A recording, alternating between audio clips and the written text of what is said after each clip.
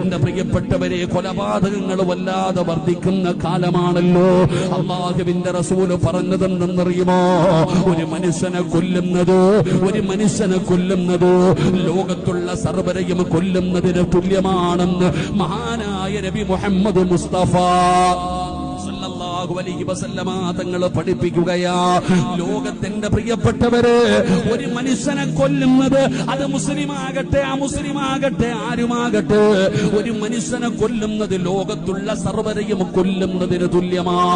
ഇത് പഠിപ്പിച്ച മതമാണ് പരിശുദ്ധമായ ദീനുൽ ഇസ്ലാം.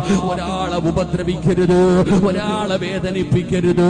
അല്ലാഹുവിന്റെ പ്രവാചകൻ സല്ലല്ലാഹു അലൈഹി വസല്ലമ തങ്ങൾ പറയുകയാണ്, ഒരു പടി കൂടെ കടിച്ച ഞാനും നിങ്ങളും ദീനിനെ കുറിച്ച് പഠിച്ച, നിന്റെ സ്വന്തം പറമ്പില് നീ പൈസ കൊടുത്ത് അധ്വാനിച്ച പൈസ കൊണ്ട് വാങ്ങിയ സ്ഥലമുണ്ടല്ലോ, ആ സ്ഥലത്ത് വീട് വെക്കുന്നത് നിന്റെ അവകാശമാ, നിന്റെ ഇഷ്ടമാണല്ലോ.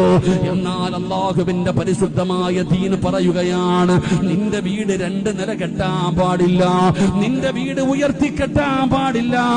അയൽവാസിയുടെ വീട്ടിലേക്ക് വെളിച്ചവും കാറ്റും പോകുന്നതിന് തടസ്സമായ